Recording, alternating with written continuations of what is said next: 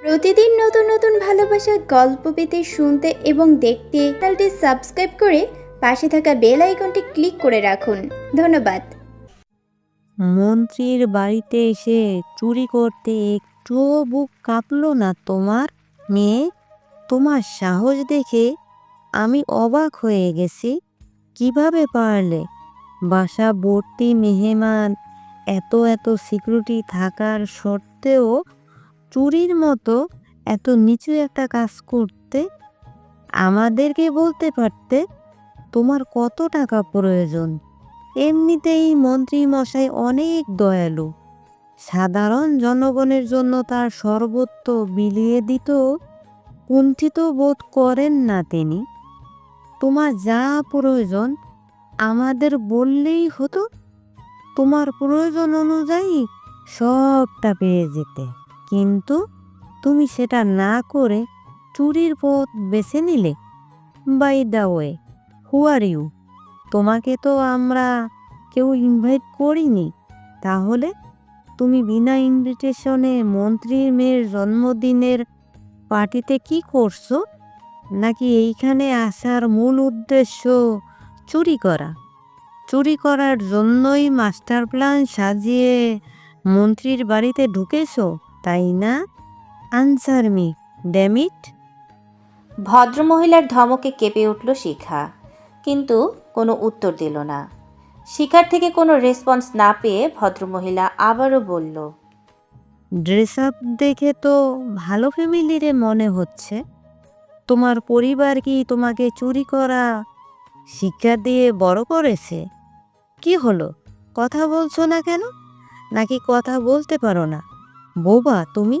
বোবা হয়েও চুরি বিদ্যাটা খুব ভালো করেই শিখেছো দেখছি।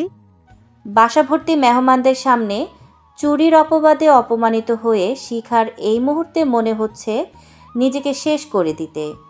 শিখা কখনো ভাবেনি এমন একটা বাজে পরিস্থিতির শিকার হতে হবে তাকে। দর্শনেন্দ্রিয় আজ কোনো বাধা মানছে না তার। আপনা আপনি পানি গড়িয়ে পড়ছে দর্শনেন্দ্রিয় থেকে। চারিদিকে সবাই তার দিকে অধীর আগ্রহে তাকিয়ে রয়েছে। অনেকেই আবার বলাবলি করছে, এই জন্যই প্রবাদে বলা হয়েছে, চকচক করলে সোনা হয় না। ওপরে ওপরে কি সুন্দর মায়াবী চেহারার একটা মেয়ে, অথচ ভেতরে ঠিকই ভেজাল রয়েছে। এই যে ওই যে বলে না, উপরে ফিটফাট ভেতরে সতর্কঘাট। অবশ্য মেয়েটার সাহসের প্রশংসা না করলেই নয়। মন্ত্রীর বাড়িতে এসেছে চুরি করতে বলেই অট্ট হাসিতে ফেটে পড়ল সবাই। মন্ত্রীর স্ত্রী আলিশা মির্জা শিখার থেকে কোনো রেসপন্স না পেয়ে অধৈর্য কণ্ঠে আবারও জিজ্ঞাসা করল, এই মেয়ে, শাড়ির আঁচলের নিচে কি লুকিয়েছো দেখি? দেখি কত দামি জিনিস চুরি করেছো, দেখাও বলছি। না হলে এর ফল কিন্তু খুব খারাপ হবে। কাম অন মম, ওর মতো থার্ড ক্লাস মেয়ের পেট থেকে কথা বের করতে আমার হাতের একটা থাপ্পড়ই যথেষ্ট। কিন্তু ওর মতো ছোটোখাটো চোর ধরা পুলিশের কাজ, সিআইডির নয়। আর এই নম্রতা মির্জা কখনো ছুঁচো মেরে হাত গন্ধ করে না। আমি এক্ষুনি পুলিশকে কল করছি। পুলিশ এসে 2-4 ঘাত দিলে এমনিতেই মুখ খুলবে। মন্ত্রীর বাড়িতে এসে চুরি করার স্বাদ হাড়ে হাড়ে টের পাবে। Just wait and see. বলে নম্রতা পুলিশকে কল করতে যাবে, তার আগে কোথা থেকে একজন সুদর্শন পুরুষ ছুটে এসে বলল, স্টপ নম্রতা, আই সেড স্টপ। পুলিশকে কল করার কোনো প্রয়োজন নেই। কিন্তু স্যার, ও একটা চোর। চুরির জিনিসও হাতে নাতে ধরা পড়েছে এই মেয়ে। না জানি কত দামি জিনিস চুরি করেছে যে আমাদের দেখানোর সাহস পাচ্ছে না। আমাদের এক্ষুনি ওকে পুলিশে দিতে হবে। ও শিক্ষা, আমার cousin. Are you sure sir? তোমার কি মনে হয় আমি তোমার সাথে রসিকতা করছি? তোমার সাথে আমার রসিকতার সম্পর্ক? না মানে স্যার, আপনি তো ওর ব্যাপারে আমাকে কখনো কিছু বলেননি। আমি ওকে চিনিও না, তাই জিজ্ঞেস করলাম। তোমাকে বলার প্রয়োজন মনে করিনি, তাই বলিনি, বুঝছো তুমি? কথাটা শুনে বেশ অপমান বোধ করে নম্রতা। সে মনে মনে বলল, আপনি আমাকে কখনো বুঝলেন না সাহিত্য স্যার। আপনাকে যখন প্রথম দেখেছিলাম তখনই আমার প্রেমের ঘণ্টা বেজে উঠেছিল।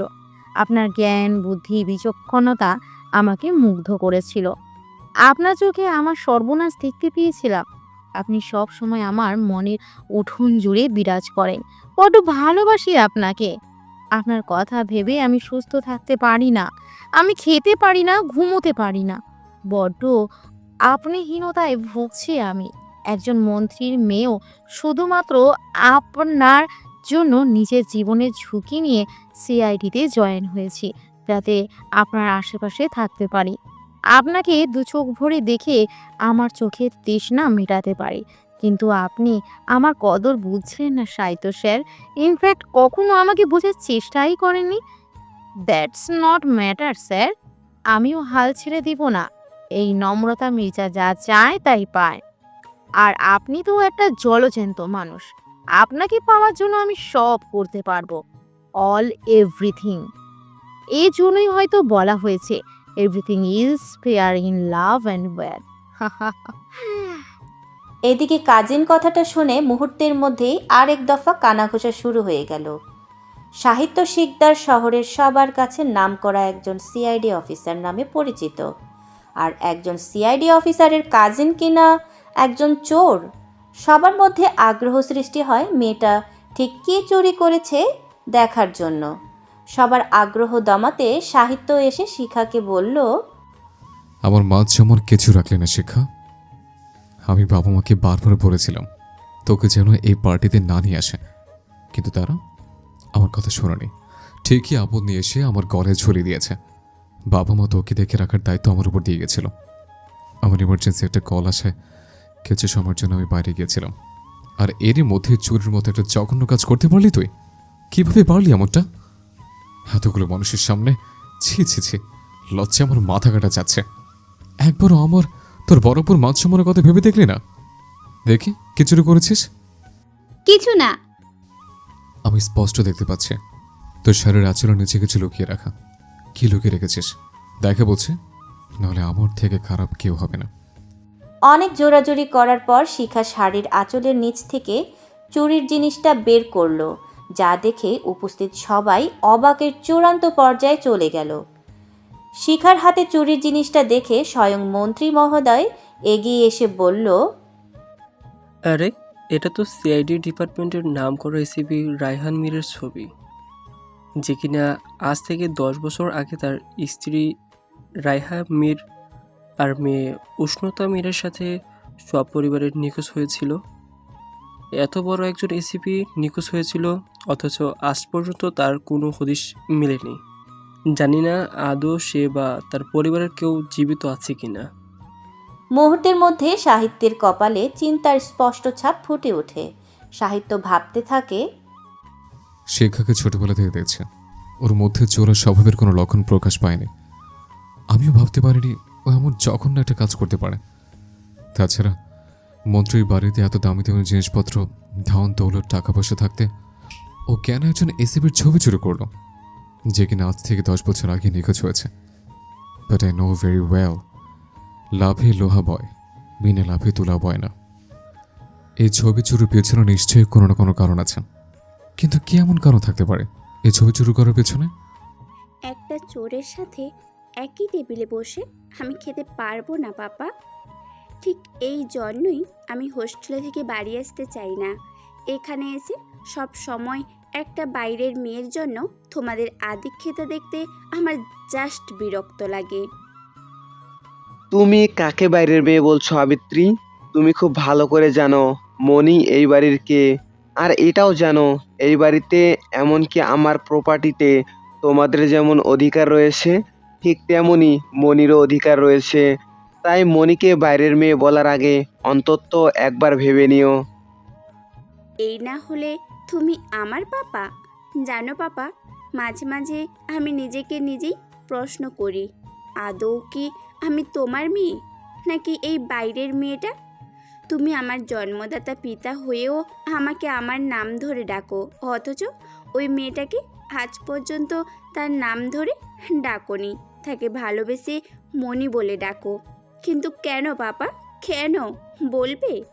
নাকি তুমি মমের সরলতার সুযোগ নিয়ে অন্যত্রের সম্পর্কে জড়িয়েছিলে, আর এই মেয়ে তারই পাপের ফসল, যার জন্য তার প্রতি তোমার এত ভালোবাসা। আবৃত্তির কথা শুনে সাদ্দাম শিকদার রাগান্বিত হয়ে আবৃত্তির গালে থাপ্পড় দিয়ে বলল, সি আবিত্রী, সি, আমি ভাবতেও পারিনি তুমি এত নিচে নেমে গিয়েছো। কার সামনে দাঁড়িয়ে কথা বলছো সেটা ভুলে গিয়েছো তুমি। একটা কথা কি জানো, বিদ্যা আবরণে, শিক্ষা আচরণে। বিদ্যা সহজ, শিক্ষা কঠিন। আফসোস তুমি বিদ্যা অর্জন করতে পেরেছো, তবে শিক্ষা নয়। বলে সাদ্দাম শিকদার খাবার ছেড়ে উঠে যেতে চাইলে তার স্ত্রী অন্তরা শিকদার তার হাত ধরে চেয়ারে বসিয়ে দিয়ে বলল, বাচ্চা মেয়ে অভিমান থেকে বলেছে, তুমি প্লিজ কিছু মনে করো না। অনার্স ফাইনাল ইয়ারের যে মেয়ে পড়ে সে কিভাবে বাচ্চা মেয়ে হয় অন্তরা? অবস্থা বেগতিক দেখে শিখা বলল, বলছিলাম কি বড় আব্বু, আবৃতি আপু তো ঠিক কথাই বলেছে। আপু এতদিন বাদে হোস্টেল থেকে বাড়ি ফিরেছে, তোমাদের সাথে একসাথে বসে খাবে, মজা করবে, এটাই স্বাভাবিক বিষয়। কিন্তু আমি মাঝখান থেকে এসে তোমাদের ডিস্টার্ব করলাম। তুমি আবৃতি আপুকে আর কিছু বলো না প্লিজ। এখন এত ভালো সাজার নাটক করতে হবে না তোর। আর কিসের আবৃত্তি আপু? হ্যাঁ, ডোন্ট কল মি আবৃত্তি আপু। তোকে আমি আগেও বলেছি আর এখনও বলছি, আমাকে তুই আপু ডাকবি না। তোর মুখ থেকে আমি আপু ডাক শুনতেই চাই না, আমাকে আবৃত্তি ম্যাম বলবি। ঠিক আছে আবৃত্তি ম্যাম। বলে শিখা চেয়ার ছেড়ে উঠতে গেলে অন্তরা জিজ্ঞেস করলো, হ্যাঁ রে শিখা, তুই আবার না খেয়ে উঠছিস কেন? আসলে বড় আম্মু, আমি ভুলে গিয়েছিলাম যে দাদির ঔষধ খাওয়ার সময় হয়ে গিয়েছে। তাছাড়া পায়ে তেল গরম করে মালিশ করে দিতে হবে। তোমরা বরং খাও, আমি পরে খেয়ে নিব। আবৃত্তির কথায় শিখা কষ্ট পেয়ে চলে যেতে চাইছে। ব্যাপারটা বুঝতে পেরে অন্তরা বলল, ঠিক আছে যা। 70 বছর বয়সী জাকিয়া জেসমিন সাদ্দাম শিকদারের আম্মা, যার প্রত্যেকটা কথা এই শিকদার ভিলার সবাই অক্ষরে অক্ষরে পালন করে। হঠাৎ 2 দিন আগে বাথরুমে পা পিছলে পড়ে গিয়ে তিনি হাঁটুতে বেশ আঘাত পেয়েছেন, যার ফলে হাঁটাচলা করতে পারছেন না।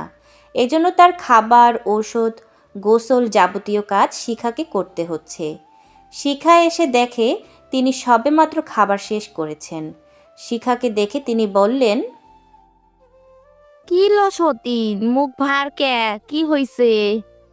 কিছু হয়নি বুড়ি, হলে তো এতক্ষণে ওঙ্গা ওঙ্গা করে কান্না শুরু করতো। তাইলে মুখে কুলু পেটে রয়েছিস কে? কিছু না, এমনিতেই। তুমি বুড়ি এত কথা না বলে তাড়াতাড়ি ঔষধটা খেয়ে নাও।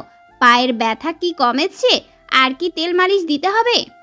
দিলে তো একটু আরাম পেতাম, তার আগে আমার চুলটা আছড়ে দে তো। ঠিক আছে। বলে শিখা চিরুনি দিয়ে জাকিয়ার মাথা আছড়ে দিচ্ছে। এমন সময় সাহিত্য এসে বলল, শিক্ষা, আমার রুমে তো একটু, তোর সাথে একটু জরুরি কথা আছে। আপনি যান, আমি হাতের কাজ সেরে আসছি। এক্ষুনি আয়, আমার হাতে সময় নেই, আমাকে বেরোতে হবে। বলে সাহিত্য নিজের রুমে চলে গেল। জাকিয়া জেসমিন পান চিবোতে চিবোতে ফোড়ন কেটে বলল, চুলায় রয়েছে ক্ষীর, আমার পরাণ থায় থির। দাঁড়াও বুড়ি, বড় আব্বুকে বলে তোমার পড়া স্থির করার ব্যবস্থা করছি। বলবো আজকালের মধ্যেই যেন ম্যারেজ মিডিয়াতে পাত্র চেয়ে বিজ্ঞাপন দেয়। কোনো বুড়োর দেখা পেলে পরাণ এমনিতেই থির হয়ে যাবে। আমার পরাণ এমনিতেই থির আছে রে সতীন, ওইদিকে আবার কারো পরাণ ছটফট করছে। যা গিয়ে পরাণটা একটু থির করে দিয়ে আয়। ঠিক আছে, তুমি তাহলে বিশ্রাম করো, আমি তেল গরম করে নিয়ে আসবো। ঠিক আছে, তাড়াতাড়ি যা তুই। শিখা এসে দেখলো সাহিত্য রেডি হচ্ছে, হয়তো অফিসে বা অন্য কোথাও যাবে। শিখা সাহিত্যর সামনে দাঁড়িয়ে বলল, কি চাই? আপাতত তুই হলে চলবে। মানে? সাহিত্য শিখার হাতে খাবারের প্লেট ধরিয়ে দিয়ে বলল, মানে এটাই যে এত খাবার আমি খেয়ে শেষ করতে পারিনি। আর তুই খুব ভালো করে জানিস খাবার নষ্ট করা আমি একদম পছন্দ করি না, তাই বাকি খাবারটুকু তুই খেয়ে নে। আপনার এটো খাবার খেতে আমার বয়েই গেছে। বলে শিখা চলে যাওয়ার জন্য পা বাড়ানোর আগে সাহিত্য শিখার হাত ধরে বলল, খাবি না? Okay done. But I want to ask you something. আমি আপনার কোনো প্রশ্নের উত্তর দিতে বাধ্য নই। That's not matter. বাধ্য কীভাবে করতে হয় সেটা সাহিত্য শিকদারের খুব ভালো করে জানা আছে। বলে সাহিত্য শিখার কোমর জড়িয়ে ধরে নিজের সাথে মিশিয়ে নিয়ে বলল, যা যা প্রশ্ন করব একদম ঠিক ঠিক উত্তর দেবে। আর হ্যাঁ, একদম মিথ্যা বলার চেষ্টা করবি না। আমি খুব ভালো করে জানি তুই কোনো না কোনো উদ্দেশ্য নিয়ে মন্ত্রীর বাড়িতে গিয়েছিলে। কী সে উদ্দেশ্য, কেন গিয়েছিলে? সাহিত্যর স্পর্শে কেঁপে ওঠে শিখা, সারা শরীর বিদ্যুৎ বয়ে যায়। কিন্তু শিখা কোনো প্রতিক্রিয়া না করে কথা ঘুরিয়ে বলল, আপনি বুঝি এভাবেই মেয়ে ক্রিমিনালদের মুখ খুলতে বাধ্য করেন? What an idea sir, that's great. রদ দেখাও হলো আর কলা বেচাও হলো। What do you mean by রদ দেখা হলো আর কলা বেচা হলো? এই যে মেয়েদের সংস্পর্শ পেলেন আবার উত্তরও পেলেন, যাকে বলে এক ঢিলে দুই পাখি মারা। তুই কিন্তু আমার কথা এড়িয়ে যাচ্ছিস শিক্ষা। তুই হয়তো ভেবেছিস কথা ঘুরিয়ে আমার থেকে ছাড়া পেয়ে যাবি, কিন্তু না। তুই যাই বলিস না কেন, আমার প্রশ্নের উত্তর না পাওয়া পর্যন্ত আমি তোকে ছাড়ছি না। আপনিও হয়তো ভেবেছেন অন্য মেয়েদের যেভাবে জড়িয়ে ধরে কথা আদায় করেন ঠিক সেভাবেই আমার থেকেও কথা আদায় করতে পারবেন, কিন্তু আপনার সেই ধারণা ভুল। লিসেন শিক্ষা, আমি মোটেও মেয়েদের জড়িয়ে ধরে কথা আদায় করি না। তাদের জন্য মেয়ে অফিসার আছে। বাই দ্য ওয়ে, আমি মেয়েদের কাছাকাছি গেলে তোরও তো সমস্যা কোথায়? তোর কি চলে? লিসেন শিক্ষা, কোথাও মনে হচ্ছে পুরো পুরো গন্ধ পাচ্ছে। ভালোটাল বাসিস নাকি আমাকে? আর বাসলেও তাড়াতাড়ি বলে দে, বিকজ সাহিত্য শিকদার কিন্তু এক পিসে আছে। সাহিত্য শিকদারকে হারালে আপনি মেয়েদের কাছাকাছি যান, মেয়েদের হাগ করেন, কিস করেন বা তাদের সাথে ইন্টিমেট হন, আপনার যা ইচ্ছা হয় করুন, বাট আই ডোন্ট কেয়ার। এতে আমার ডলার কি আছে? আর রইল ভালোবাসার কথা, আমি আপনাকে ভালোবাসবো এইটা আপনি ভাবলেন কি করে? প্রয়োজনে হিরো আলমকে ভালোবাসবো, তবু আপনার মতো মানুষকে কখনো ভালোবাসতে যাব না। তাছাড়া আমি আগেও আপনাকে বলেছি আর এখনও বলছি, আপনার প্রতি আমার কোনো ইন্টারেস্ট নেই। যে না চেহারা নাম রাখছে তার পেয়ারা, এমন ভাব করছে যেন তার প্রতি আমার ইন্টারেস্ট বয়ে বয়ে পড়ছে। আয়নাতে কখনো নিজের চেহারা দেখেছিস? শুধু ফার্মের পোলট্রি মুরগির মতো সাদা হলেই হয় না, চেহারার মধ্যে মায়া থাকা লাগে, যার দিকে তাকিয়ে এক যুগ পার করে দেওয়া যাবে। আর তোর দিকে তাকলে মনে হয় কোনো রক্ত চুষে ডাইনি আমার দিকে তাকিয়ে আছে, যে কোনো সময় ঘাড় মোটকে রক্ত চুষে খেয়ে শূন্য করে দেবে। তাছাড়া তুইও খুব ভালো করে জানিস এই সাহিত্য শিকদারের জন্য কত মেয়েরা পাগল। তুই শুধুমাত্র একটা সেলফি তোলার জন্য কত মেয়েরা ক্রাইম সিনের পাশে দাঁড়িয়ে থাকে সে সম্পর্কে তোর কোনো ধারণাই নেই। আর কোথাকার কোন ফার্মের সাদা মুরগি আসছে আমাকে ইন্টারেস্ট দেখাতে। তোর ইন্টারেস্ট ধুয়ে তুই পানি খা। পচা জিনিসের উপর বেশি মাছি ভন ভন করবে, এটাই স্বাভাবিক। কিন্তু কিছু লোক এটা বোঝে না, তারা নিজেকে বলিউডের সুপারস্টার মনে করে। শুনুন মিস্টার, আমি যদি ফার্মের সাদা পোলট্রি মুরগি হই তাহলে আপনিও ধলা মূলো, আর মূলো আমি ঘেন্না করি, ঘেন্না, বুঝেছেন আপনি? এসব আলতু ফালতু ল্যাঙ্গুয়েজ নিশ্চয়ই বড়ি থেকে শিখেছিস, তাই না? ওই বড়ি না জানে আর কে কে শিখিয়েছে তোকে? যাই হোক, আমি কিন্তু এখনও আমার প্রশ্নের উত্তর পাইনি। তুই এ কথা সে কথা বলে আমার সময় নষ্ট করেছিস। এখন ঝটফট আমার প্রশ্নের উত্তর দে। শিখা কিছু বলতে যাবে তার আগেই সাদ্দাম শিকদারের গলা শুনতে পেল। তিনি প্লেটে খাবার নিয়ে এসেছেন শিখার জন্য। সাদ্দাম শিকদারের সাড়া পেয়ে সাহিত্য শিখাকে ছেড়ে দিয়ে অফিসের উদ্দেশ্যে রওনা হলো। সাদ্দাম শিকদার শিখার কাছে এসে বলল, আবিত্রীর কথায় খুব কষ্ট পেয়েছিস তাই না মনি? না না বড় আব্বু, আবৃতি আপু আমাকে বোন হিসেবে না মানলেও আমি আবৃতি আপুকে ঠিক আমার বড় বোনের মতো দেখি, আর বড় বোন হিসেবে এটুকু কথা বলার রাইট আছে তার। তুমি শুধু শুধু আপুকে এতগুলো কথা শুনিয়ে দিলে, কি দরকার ছিল এত বড় মেয়ের গায়ে হাত তোলার? আমাকে না হয় দু চারটা কথা শুনিয়েছিল, তাতে কি এমন হয়েছে শুনি? আমার কি শরীরের এক অংশ খসে পড়েছে? জানি না আমি কি এমন করেছি যার জন্য আপু আমাকে সহ্য করতে পারে না। আমি তো সবসময় আপুর মন ভালো করার চেষ্টা করি, তার সাথে মিশতে চাই। আপু সবার সাথে ভালো ব্যবহার করে, কিন্তু কোনো এক অজানা কারণে আপু আমাকে দেখতে পারে না, আমাকে তার শত্রু মনে করে। সবই তোর কপাল মনি। আর যদি ভাই ভাবি বেঁচে থাকতো তাহলে তোর এত অপমান সহ্য করতে হতো না। আচ্ছা মনি, একটা কথা বলতো, তোর কি অতীতের কথা কিছুই মনে পড়ে না? ভাই ভাবি, আই মিন তোর বাবা মায়ের কথা। না, ইনফ্যাক্ট আমি মনে করতে চাইও না। চাই না আমার অতীত সম্পর্কে জানতে। আমি চাই না তুমি বড় আম্মু, আবৃতি আপু, দাদি, এমনকি এই শিকদার ভেলা থেকে দূরে চলে যেতে। আর সাহিত্য?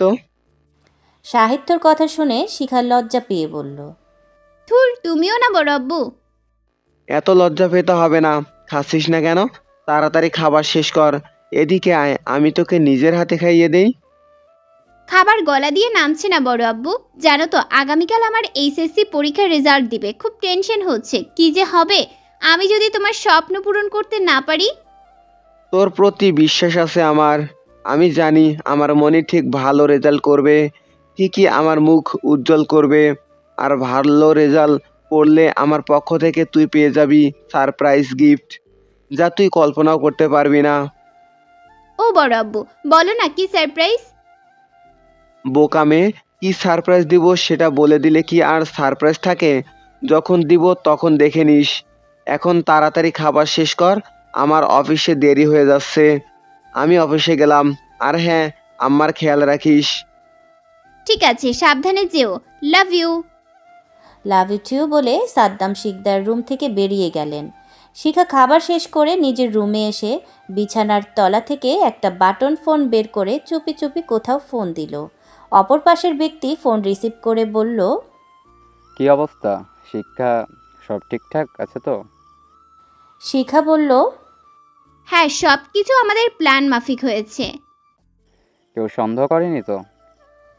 না না, কেউ কিচ্ছু টের পায়নি। সবাই ভেবেছে আমি হয়তো মন্ত্রীর বাড়িতে ছবি চুরি করতে গিয়েছিলাম। আমার আসল উদ্দেশ্য কেউ টের পায়নি।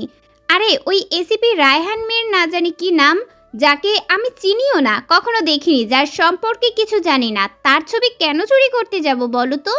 যাই হোক, এই লোকটার ছবি শেষ মুহূর্তে আমাকে বাঁচিয়ে দিয়েছিল, না হলে কি যে হতো আমার। মন্ত্রীর বাড়িতে সাংবাদিকও ছিল। মন্ত্রী মহোদয় আসলে অনেক দয়ালু। তিনি ব্যাপারটা নিজেদের মধ্যে সীমাবদ্ধ রেখেছেন। তা না হলে আজ হয়তো ব্রেকিং নিউজে আমার নাম আগে থাকতো। একটা করে মনে রাখিস, শিক্ষা তুই সিআইডি অফিসারের বাড়িতে অবস্থান করছিস। একবার যদি সাহিত্য তোকে সন্দেহ করে, তুই কিন্তু একদম শেষ হয়ে যাবি। সবসময় চোখ কান খোলা রাখবি আর সাবধানে থাকবি। হ্যাঁ হ্যাঁ, সাবধানে থাকবো, তুমি টেনশন করো না। যখন যা হয় আপডেট দিবি। ডোন্ট ওয়ারি, আমি তোমাকে সবটা জানাবো। ঠিক আছে, রাখছি, বাই। শিখা বাই বলতে যাবে তার আগেই পুরুষালী কণ্ঠে ভেসে আসলো। তুই লুকিয়ে লুকিয়ে কার সাথে কথা বলেছিস শিক্ষা? পুরুষালী কণ্ঠ শুনতে পেয়ে শিখার হাত থেকে ফোনটা নিচে পড়ে যায়। শিখা চুপিসারে পা দিয়ে ফোনটা খাটের নিচে লুকিয়ে মনে মনে বলে, লোকটা আমার রুমে কখন এসেছে কে জানে? লোকটা কি সব শুনে নিল নাকি? ও মাই গড, তাহলে কি আমার এতদিনের পরিশ্রম ব্যর্থ হয়ে যাবে? লোকটা জেনে যাবে আমার ব্যাপারে সব কিছু। তোকে কিছু জিজ্ঞেস করেছি আমি শিক্ষা, কার সাথে কথা বলছিস? আর তোর হাতে কি ছিল দেখি? তোর হাত দেখা। তোকে না আমার মোটের সুবিধার মনে হচ্ছে না। সত্যি করে বলতো, কে তুই? তোর আসল উদ্দেশ্য কি? কে এমন আছে যার সাথে তোর লুকিয়ে লুকিয়ে কথা বলতে হচ্ছে? কই, কারো সাথে না তো। আপনি হয়তো ভুল শুনেছেন। এই যে দেখুন, আমার হাতে কিছু নেই। আপনি সিআইডি অফিসার হয়েছেন, তাই বলে সবাইকে সন্দেহ করতে পারেন না। আচ্ছা ঠিক আছে, আমি ভুল শুনেছি, কিন্তু তোর চোখে মুখে তো অন্য কথা বলছে। তোর চোখে মুখে ভয়ের স্পষ্ট ছাপ ফুটে উঠেছে। ওই আপনি হুট করে কথা বলেছেন তো, তাই একটু ভয় পেয়েছি। কিন্তু তুই তোতলাতে তোতলাতে কথা বলছিস কেন? এমন তোতলাতে তোতলাতে কারা কথা বলে জানিস? যারা ক্রিমিনাল, যারা অপরাধ করে, তারা, যাদের মধ্যে ধরা পড়ার ভয় থাকে। তুই তাদের মধ্যে একজন। আমি তো আগে থেকেই তোতলা, কিন্তু সবসময় তোতলাই না, ওই মাঝে মধ্যে হয়ে যায় আর কি। কিন্তু আপনি তো অফিসে চলে গিয়েছিলেন, তাহলে এইখানে কিভাবে? কেন, আমি আসাতে তোর বুঝি অনেক সমস্যা হয়ে গেল? ও হ্যাঁ, মনে পড়েছে। আমি তো আমার নিজের সাথে নিজেই কথা বলছিলাম। আগামীকাল আমার রেজাল্ট দিবে। আমার বড় আব্বু বলেছে আমাকে ভার্সিটিতে ভর্তি করে দিবে। তো ভার্সিটিতে গেলে তো কত হ্যান্ডসাম হ্যান্ডসাম ছেলের দেখা পাবো। তাদের সামনে নিজেকে কিভাবে উপস্থাপন করব তারই প্রস্তুতি নিচ্ছিলাম। তুই কি নিজেকে বাজারের পণ্য মনে করে শিক্ষা? সাহিত্যর কথা শুনে শিখার চোখ রাঙিয়ে চিৎকার করে বলে উঠল, সাহিত্য? Keep your voice down, don't show your temper to me. উচিত কথা বললে শুনতে খারাপ লাগবে, এটাই স্বাভাবিক। তাছাড়া ভুল কিছুতে বলিনি আমি, তুই এটাই ডিজার্ভ করিস। দেখুন সাহিত্য, বাকিটা বলার আগে সাহিত্য শিখার ঠোঁটের উপর আঙুল দিয়ে বলল, নো মোর ওয়ার্ডস, তোকে একটা জিনিস দেখানোর আছে। বলে সাহিত্য ফোন বের করতেই দেখে নির্জন কল করেছে, কিন্তু তার ফোন সাইলেন্ট থাকায় সাহিত্য ঠিক টের পায়নি। সাহিত্য মুচকি হেসে ফোন রিসিভ করতেই ওই পাশ থেকে নির্জন বলল, কিরে শালা, বিয়ে করে বউয়ের সাথে রোমান্সে বিজি আছিস নাকি? কতবার কল করেছি, সে খেয়াল আছে তোর? বউয়ের সাথে রোমান্সে বিজি থাকলে দিন দুনিয়ার কিছু খেয়াল থাকে না বুঝি? নির্জনের কথায় চমকে উঠল সাহিত্য। সে বিয়ে করেছে মানে কি? সাহিত্য কথা ঘুরিয়ে বলল, তার আগে বল, তুই আমার কোন বোনকে বিয়ে করেছিস? তোর তো দুইটা বোন, আবৃত্তি আর শিক্ষা, দুইটার মধ্যে একটা হলেই চলবে। তোর রুচি এত নিচে, আমি জানতাম না নির্জন। তুই খুব ভালো করে জানিস শিক্ষা আমার বোন না, ইনফ্যাক্ট আমাদের পরিবারে কেউ না। বাবা ওকে রাস্তা থেকে ঘুরে পেয়েছিল, আর তুই তাকে বিয়ে করার কথা ভাবছিস? জাস্ট কিডিং ইয়ার, ডোন্ট বি সিরিয়াস। আমার একটা জরুরি কাজ আছে, রাখছি আমি। I will call you later. এত তাড়া কিসের? আসল কথাই তো বলা হয়নি। এত ভনিতা না করে বলতো কি বলবি? আরও দুইটা মেয়ে খুন হয়েছে। What rubbish are you talking about? আমি যাতা বকছি না সাহিত্য, এটাই সত্যি যে আরও দুইটা মেয়ে খুন হয়েছে। আর আশ্চর্য করা বিষয় হলো, পূর্বের ন্যায় এদেরও বুক থেকে হৃৎপিণ্ড বের করে নেওয়া হয়েছে। অথচ এদের মধ্যেও পূর্বে খুন হয়ে যাওয়া মেয়েদের মতো না আছে কোনো ধস্তাধস্তির চিহ্ন, আর না আছে ইন্টিমেট হওয়ার কোনো লক্ষণ। ঘটনাস্থলে আশেপাশে হৃৎপিণ্ড চিবানোর কয়েক টুকরো পাওয়া গেছে। ভাবতে কেমন গা গুলিয়ে বমি আসছে। একটা মানুষ ঠিক কতটা সাইকো হলে মানুষের হৃৎপিণ্ড কাঁচা চিবিয়ে খাওয়ার মতো দুঃসাহস দেখাতে পারি? এই সাইকোটা ঠান্ডা মাথায় একটার পর একটা খুন করে যাচ্ছে, অথচ আমরা কিছুই করতে পারছি না। আমার চাকরির জীবন অনেক কেস সলভ করেছি, কিন্তু এরকম রহস্যময় কেসের সাথে এই প্রথম ইনভলভ হয়েছি। বুঝতে পারছি না এই কেসের ইনভেস্টিগেশন ঠিক কোথা থেকে শুরু করব। আমার মনে হয় এসিপি স্যার না ফেরা পর্যন্ত আমরা এই কেসের ইনভেস্টিগেশন শুরু করতে পারবো। এই কেসটা বেশ জটিল ও রহস্যময়। তাছাড়া ফরেন্সিক ডক্টর সাফন মাহমুদও আমাদের কাঙ্ক্ষিত কোনো তথ্য দেয়নি। তার ভিত্তিতে আমরা এই কেসের ইনভেস্টিগেশন শুরু করব। এসিপি স্যার দু একদিনের মধ্যে সুইজারল্যান্ড থেকে বেরোতে ফিরবেন। এর মধ্যে আমাদের কোনো না কোনো ক্লু খুঁজে বের করতে হবে। আমার কি মনে হয় জানিস, খুনি নিশ্চয়ই কোনো মেয়ে। কিসের ভিত্তিতে বলছিস? খুনি একজন মেয়ে? কোনো প্রমাণ আছে তোর কাছে? Just curiosity. খুনি যদি কোনো পুরুষ হতো, নিশ্চয়ই এত সুন্দরী সুন্দরী মেয়েদের সাথে ইন্টিমেট হওয়া ছাড়াই তাদেরকে খুন করতো না। আর যদি পুরুষ হয়েও থাকে, আমার মনে হয় সে তোর সহজাত ভাই, তোর মতোই রসকসহীন পুরুষ, যার মধ্যে ভালোবাসা মায়া মমতা কিছুই নেই, যে নিজের কাজ ছাড়া অন্য কিছু ভাবে না। তুই নিজের অবস্থানের কথা ভুলে যেতে পারিস নির্জন, কিন্তু আমি কখনোই আমার অবস্থানের কথা ভুলি না। যেখানে আমার নিজের জীবনের কোনো নিশ্চয়তা নেই, আজ আছি, হয়তো কালকে নিউজ প্রেস মিডিয়ার সব জুড়ে সিআইডি অফিসার সাহিত্য শেখদের মৃত্যুর সম্বন্ধে জর্জরিত হয়ে থাকতে পারে। আমি চাই না আমার এই অনিষ্টের জীবনে অন্য কাউকে জড়িয়ে তার জীবনটা নষ্ট করে দিতে। এসব প্রেম ভালোবাসা মায়া মমতা আমাদের জন্য নয় নির্জন। তুই এমন ভাব করছিস যেন সারা জীবন তুই চিরকুমার থাকার পণ করেছিস। যখন নির্দিষ্ট কারোর মায়ে পড়বি না, তখন দেখবি তোর এইসব নীতিকথা ফানুস হয়ে উড়ে যাবে। তার মানে তুই কোনো ললনার মায়ে পড়েছিস, তাই তো? অবশেষে তুই ফেসে গেলি ইয়ার। নির্জন মনে মনে বলল, ললনার মায়ায় অনেক আগেই পড়েছি। যেদিন আমি প্রথম তোদের বাড়ি গিয়েছিলাম, সেই দিনটার কথা আমার আজও মনে আছে। সেদিন ছিল মেঘলা আকাশ, কোনো একটা জরুরি কাজে তোদের বাসায় আমার যেতে হয়েছিল, কিন্তু আমি জানতাম না সেই দিনটা আমার জীবনে প্রেম বয়ে নিয়ে আসবে। চেনা না জানা না পরিচিত একটা মেয়ে আমার মনের উঠোন জুড়ে বসবাস করবে। তাকে যখন প্রথম দেখেছিলাম, মনে হয়েছিল কোনো সদ্য ফোটা গোলাপ আমার সামনে দাঁড়িয়ে আছে, যেন আস্ত একটা মায়ার খনি। কারো রূপ গুণ জাত বংশ দেখে নয়, নির্দিষ্ট কারো মায়ায় আটকে যাওয়ার নামই হলো ভালোবাসা। হ্যাঁ, আমি তাকে ভালোবাসি। সে সবসময় আমার মনের উঠোন জুড়ে রয়েছে। হাজার চেষ্টা করেও তার ডাগর ডাগর চোখের চাহনি আমি ভুলতে পারি না। কেন জানি ভুলতে চাইলেও তার কথা বারবার মনে পড়ে। তাকে পাওয়ার জন্য আমি সব করতে পারবো। আমি পুরো পৃথিবীর সাথে লড়তে পারবো তার জন্য, তবুও তাকে আমার থেকে দূরে সরতে দেব। তবুও তাকে আমার থেকে দূরে সরে যেতে দিব না, কখনোই না। শিকদার ভিলায় আনন্দের হাট বসেছে। শিখার রেজাল্ট প্রকাশিত হয়েছে। শিখা গোল্ডেন A+ পেয়েছে। সেই উপলক্ষে সাদ্দাম শিকদার তার অফিসে মিষ্টি বিতরণ করছেন। বাসায় অন্তরা নিজে হাতে তৈরি করেছেন শিখার পছন্দের পোলাও, নারকেল দিয়ে চিতই পিঠা, গরুর গোশত, সাদা ভাত, পাঙ্গাস মাছের ঝোল, শুটকি মাছের পাতুরি, ফুলকো লুচি, আলুর দম আর মূলার পায়েস। সাধারণত সবসময় মূলা পাওয়া যায় না। শিখা মূলার তরকারি অপছন্দ করলেও মূলার পায়েস তার খুব পছন্দের।